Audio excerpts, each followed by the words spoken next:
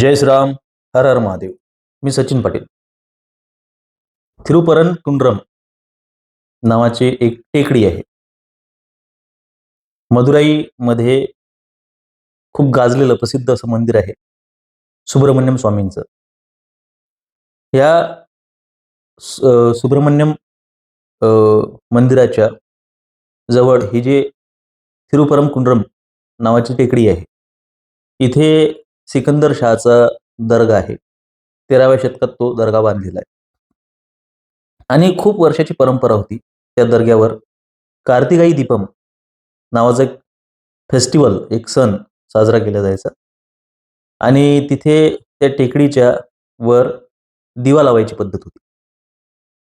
आता गेली 100 वर्ष झाली ती प्रथा, ती पद्धत खंडित झाली. स्थानिक मुसलमानांनी त्याला विरोध केला. ती दर्गा आहे तिथे आणि वातावरण बिघडेल म्हणून सरकारने कधी त्यामध्ये हस्तक्षेप केला नाही. हे तामिळनाडूचा हा विषय आहे. तर मदुराईच्या कोर्टामध्ये ही घटना गेली, हे डिस्प्यूट गेलं आणि तिथल्या न्यायाधीशांनी स्वामीनाथन स्वामीनाथन यांनी तिथे हिंदूंच्या बाजूने निर्णय दिला. आणि तुम्हाला त्याच्यापेक्षा डिटेल्स पाहिजे असतील तर गो अँड सर्च गुगल, तुम्हाला या प्रकरणाचे सगळे व्यवस्थित डिटेल्स मिळून जातील. इट इज नॉट अबाउट कोणाचं बरोबर आहे आणि कोणाचं चुकलं आहे, न्याय काय आहे किंवा अन्याय काय आहे. आणि सगळ्यांना हे माहितीच आहे दर्गे कधी आलेत आणि मंदिर कधी होती. पण आता कोर्टामध्ये निर्णय झालाय. निर्णय झाल्यानंतर पुढे जे घडलं ते लांछनास्पद आणि लज्जास्पद आहे. हे इंडिया आघाडी जी आहे, हे तुटकी फुटकी महाभियोग प्रस्ताव ज्याला म्हणतात, इम्पिचमेंट, त्या स्वामीनाथन यांच्या विरोधात सादर केलं आणि महाभियोग याच्या अंतर्गत म्हणजे जर सदस्य संख्या पूर्ण असली तर राष्ट्रपतीकडे तो प्रस्ताव जातो आणि त्यानुसार यांना या जस्टिसवर कारवाई करायचं त्यांना हे भेटतं, म्हणजे ऑथॉरिटी भेटते. तर त्या जजच्या विरोधामध्ये महाभियोग दाखल करणारी ही जी लोक आहेत, तर ही काय करतायत, ही प्रामाणिकता दाखवत आहेत मुसलमानांच्या प्रती कृतज्ञता व्यक्त करण्यासाठी त्यांनी. आणि या देशामध्ये जो मुसलमानांवर अन्याय अत्याचार होतोय तो आम्ही सहन करणार नाही. यामध्ये उद्धव ठाकरेची सेना पण आहे, सुप्रियाताई सुळे पण आहेत, म्हणजे त्यांच्या वतीने अरविंद सावंतांनी त्याच्यावर सिग्नेचर केलेलं आहे. मग अखिलेश यादव आहे आणि बरीच जी सगळी जमा झालेली आहेत, त्यांनी त्या प्रस्तावावर सह्या केलेल्या आहेत. समस्या अशी आहे की ते जेव्हा मी बातमी वाचत होतो किंवा त्याच्या संदर्भात मी व्हिडिओज बघत होतो, तर त्याच्या खाली मला खूप छान कमेंट्स दिसल्या. त्यामध्ये कमेंट अशी होती की हेच कारण आहे की आम्ही नाईलाजाने भाजपाला मत देतो. नाईलाजाने, ती कमेंट मला फार आवडली. हे इनकी हरकत ऐसी है सालों की. पर्याय नाही आहे. मी नाही म्हणतो दगडापेक्षा वीट मऊ. ही इतकी लायकी सोडतात ना. मला सांगा की आजपर्यंत एवढे निर्णय झाले, न्यायालयाने, न्यायाधीशांनी इतके निर्णय दिलेले आहेत, जे की चुकीचे आहेत, की जे की लांछनास्पद आहेत. जसं उदाहरण द्यायचं झालं तर बलात्काराच्या संदर्भातले निर्णय तुम्ही उचलून बघा.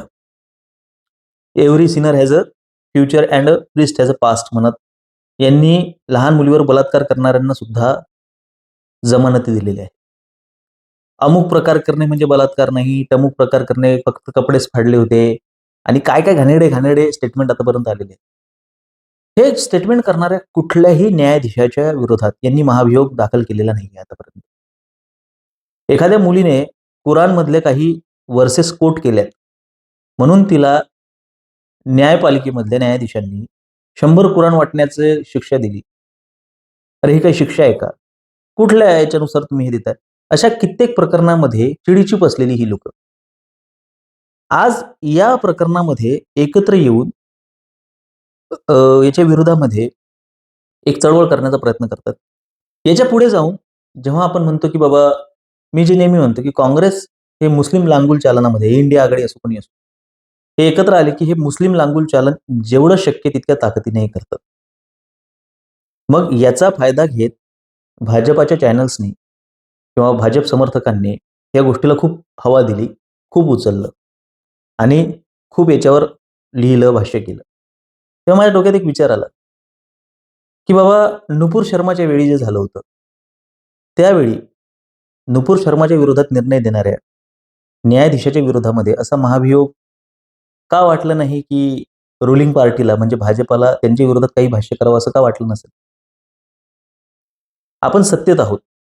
तेव्हा सत्तेचा उपयोग करताना का आज असं आहे, की ॲडव्होकेट अनिल मिश्रा त्यांचं मत मांडत असताना त्यांच्या विरोधामध्ये भाष्य करणारे सर्वाधिक भाजपाचे आमदार, खासदार आहेत. मध्य प्रदेश भाजपा हे अनिल मिश्रांना विरोध करताना आपल्याला दिसत आहे. एक वकील त्याचं मत मांडतोय, त्याचं मत ऐकून घ्या ना. का असं आहे, की न्यायाधीश ललितांनी ॲट्रॉसिटी ॲक्टच्या संदर्भात, एस-सी-एस-टी ॲक्टच्या संदर्भात जेव्हा काही निर्णय दिले, त्या निर्णयांमध्ये त्यांनी ॲट्रॉसिटीला संपवलं नाही. तर त्यांनी दिलंय, की ज्याच्या विरोधात ॲट्रॉसिटी ॲक्टमध्ये तक्रार दाखल होईल, त्या तक्रारीची चौकशी वरिष्ठ अधिकारी करतील आणि अँटिसिपेटरी बेलच्या संदर्भात त्यांनी ती मुभा दिली होती. अशा काही तरतुदी केल्या होत्या, ज्याच्यामुळे ॲट्रॉसिटी ॲक्ट संपणार नाही, पण त्याच्याबद्दलची दहशत, भीती आणि त्याचा चुकीचा वापर संपेल. पण त्याच्या विरोधामध्ये 2 एप्रिल 2018ला दंगली झाल्या भारतभर. त्या भारतभर दंगलीमध्ये कित्येक लोकं मारले गेली आणि 56 इंचाची छाती ही पिचकली आणि 12 इंचाची झाली.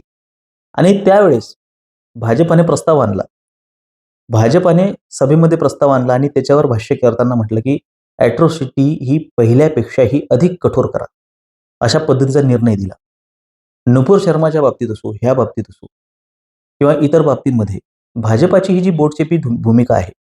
मग याचा फायदा काय आहे? त्याचा फायदा असा आहे, की भाजप समर्थक म्हणतात, की आम्ही सत्तेत आहोत. तुम्हाला डिप्लोमसी समजत नाही पाटील. डिप्लोमसी, इसकी मौसी, उसकी मौसी तुम्हाला नाही समजत.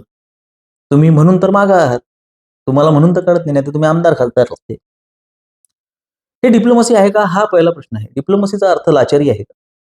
डिप्लोमसीचा नेमका अर्थ काय आहे? तुमच्या तत्वांशी, तुमच्या मूल्यांशी केलेली तडजोड आहे का? हे जो धुरंधर चित्रपटातलाच एक सीन मी तुम्हाला सांगतो. खूप रिलिव्हंट आहे, की रहमान डकेतच्या मुलाची हत्या होते. आणि रहमान डकेत ज्या पक्षाला सपोर्ट करत असतो, त्या पक्षाचा जो हे असतो, पक्षश्रेष्ठी असतो. तो त्याला सांगतो, की बाबा काही दिवस शांत राहा. आणि इलेक्शन होईपर्यंत, निवडणुका होईपर्यंत शांत राहा आणि काही करू नको. तर रहमान डकेतला म्हणजे अक्षय खन्नाला रणबीर सिंग एक सल्ला देतो. म्हणजे हमजा एक सल्ला देतो. तो हमजाला विचारतो, की "मी बदला घ्यायला पाहिजे का?" हमजा म्हणतो, "घ्यायला पाहिजे." आणि त्यानंतर तो जे बोलतो ना, ते खूप महत्त्वाचं आहे. विषय हा चित्रपटाचा विषय नाही. ॲक्चुअली खरोखर लाहिरीमध्ये तेव्हा ती घटना घडली होती आणि खरोखर बाबू डकेतची हत्याच केली होती रहमान डकेतने. मुलाच्या हत्येचा बदला म्हणून. तर हमजा त्याला सांगतो, की जोपर्यंत तुम्ही सत्तेत आहात आणि सत्तेचा तुम्ही उपयोग करू शकत नाही, तर ती सत्ता काय कामाची? उद्या जर का तुमच्या हातातली सत्ता गेली, तर बदला तुम्ही तसाही घेऊ शकणार नाही. आणि आज जर तुमच्या हातात सत्ता असूनही तुम्ही बदला घेऊ शकत नाही, तर ती सत्ता काय कामाची? दुसरी गोष्ट म्हणजे जनता ही शक्तिशाली लोकांच्या मागे उभी राहते. आज तुम्ही बदला घेतला, तर जनतेत एक सकारात्मक संदेश जाईल, की आपण सक्षम लोकांच्या पाठीशी उभे आहोत आणि आपण सक्षम लोकांना निवडून दिलं पाहिजे. सत्तेची खरी मजा सत्ता उपभोगण्यात असते. सत्ता राबवण्यात असते. आणि रायमंड डकेत तसंच करतो. आणि त्याला एवढं जनाधार भेटतो, की तो स्वतःचा पक्ष स्थापन करतो. हा झाला चित्रपटाचा विषय. पण ह्याच्या मागची जी मेंटॅलिटी आहे ती सत्य आहे. भाजपा सत्तेत आहे.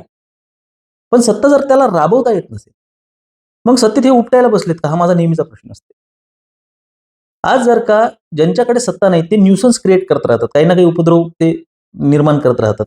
ते काही ना काही त्रास देत राहतात. काही ना काही ते त्यांचं काम करत असतात. पण सत्तेत असलेली लोकं त्यांना 10% सुद्धा थांबवण्यामध्ये यशस्वी झालेली आपल्याला दिसत नाही. याचं सगळ्यात मोठं उदाहरण म्हणजे बी.जी. कोळसे पाटलासारखी लोकं. हे जनसामान्यांमध्ये जातात आणि जनसामान्यांमध्ये जाऊन सांगतात, की 26/11चा हल्ला हा राष्ट्रीय स्वयंसेवक संघाने केला होता. त्या कसाबच्या हातात लाल धागा होता आणि वगैरे, वगैरे हे सगळं सांगतात. बॅलिस्टिक रिपोर्ट खोटे आहेत. संघाच्या लोकांनी करकऱ्यांना गोळ्या घातल्या. याच्या संदर्भात त्यांना विचारणा केली समजा तुम्ही, संघाच्या एखाद्या व्यक्तीला, तर तो म्हणते, "तुम्ही शाखेत या. तुम्हाला माहिती नाही संघाची कार्य." संघरचनेतून काम. ही रचना मला अजून भेटली नाही. ती रचना भेटली 2 कानाखाली येतील मी तिच्या.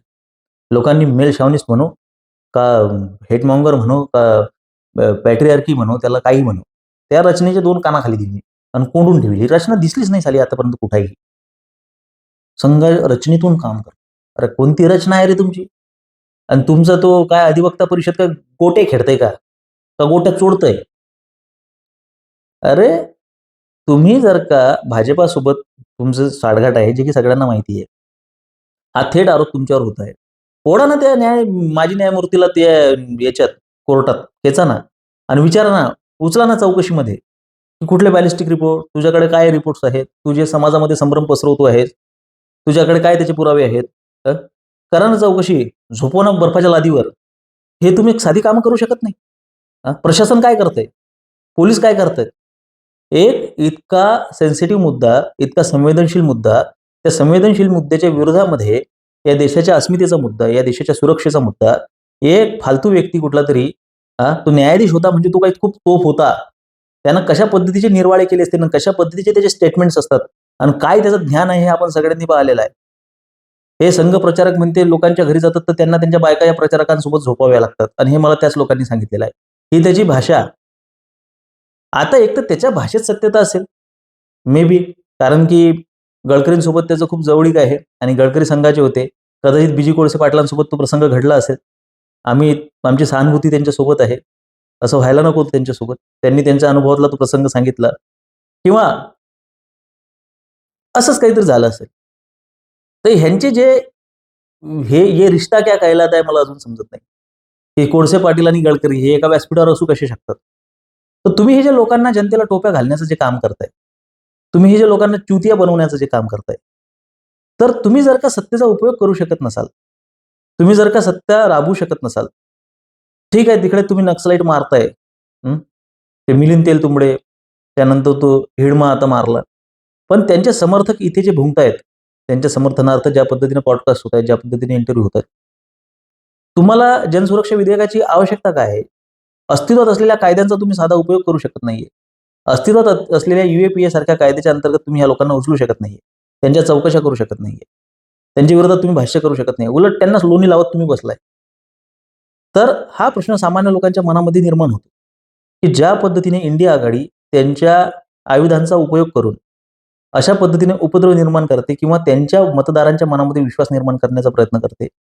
तुम्ही तुमच्या मतदारांच्या मनामध्ये असुरक्षिततेची जी भावना, अविश्वास ह्या गोष्टी कशा काय निर्माण होऊ देता? हा सगळ्यात मोठा प्रश्न आहे. अशाच पद्धतीने कुठला जज असो, की कुठला सामान्य व्यक्ती असो, की कुठला वकील असो, की कुठला नोकरदार असो किंवा कोणीही जोही स्वतःच्या अधिकारासाठी, स्वतःच्या हक्कासाठी उभा राहील, तो एक तर ह्याच्याकडून दाबला जाईल किंवा तो त्याच्याकडून दाबला जाईल. आणि काँग्रेस असो, भाजप असो, सेक्युलर असो, नॉन सेक्युलर असो, कट्टर असो, कोणीही असो.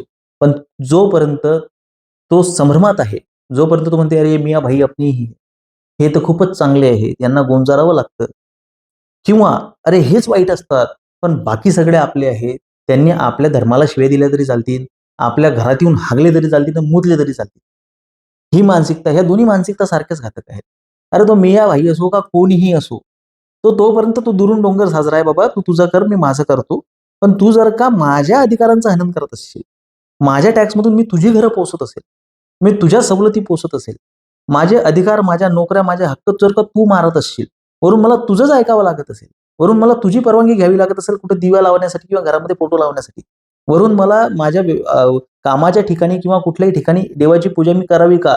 कपाळाला मी टिळा लावावा का? शाळेमध्ये हे व्हावं का? कृष्ण जन्माष्टमी व्हावी का? किंवा पसायदान व्हावं का? हे जर का तुम्ही ठरवत असाल आणि तुम्ही आम्हाला अधिकार देत असाल जय परशुराम म्हणण्याचं, जय श्रीराम म्हणण्याचं किंवा तुमच्या अधिकारामुळे आम्ही म्हणू शकत असू, हे तुमची जर का मानसिकता असेल म्हणून आम्ही तुम्हाला दबून राहिलं पाहिजे. ह्या मानसिकता जर का तुम्ही समाजामध्ये पेरत असाल आणि स्वतःला या देशाचा बाप तुम्ही घोषित करत असाल, प्रत्येक मूर्त्यांवर, प्रत्येक याच्यावर लिटरेचरवर, प्रत्येक पद्धतीच्या स्क्रिप्चरवर, प्रत्येक पद्धतीच्या स्कल्पचरवर तुम्ही जर का तुमचा अधिकार दाखवत असाल आणि तुमचं इथे काहीच नाही, तुम्ही युरेशियात निघून जा, असं जर का तुम्ही म्हणत असाल, मग तो कोणीही असो, तो कुठल्याही वंशाचा असो, तो कुठल्याही पक्षाचा असो, तो कुठल्याही संघटनेचा असो, तो आपल्या कामाचा नाही. म्हणजे जो रामाचा नाही, तो कामाचा नाही. जो आमच्या अस्तित्वाचा नाही, तो आमच्या कामाचा नाही. आणि त्या प्रत्येकाच्या विरोधात लढण्याची क्षमता तुमच्यात आली पाहिजे. ह्यासाठी आपण काम केलं पाहिजे, ना की हे भाजपासाठी. मग हे बघा, हे असे करतात म्हणून आपण भाजपाला मत देतो, हे असे काँग्रेसवाले तसे करतात म्हणून आम्ही काँग्रेसला मत देतो, किंवा भाजपवाले असे करतात म्हणून आम्ही काँग्रेसला मत देतो. ह्या पद्धतीची मानसिकता आपली नसली पाहिजे. आणि तो प्रयत्न आपल्याला आपल्यापासून करायचा आहे. आपल्याला स्वतःपासून त्याची सुरुवात करायची आहे. माझे विचार पटत असतील तर सहकार्य असू द्या. धन्यवाद. जय श्रीराम. हर हर महादेव.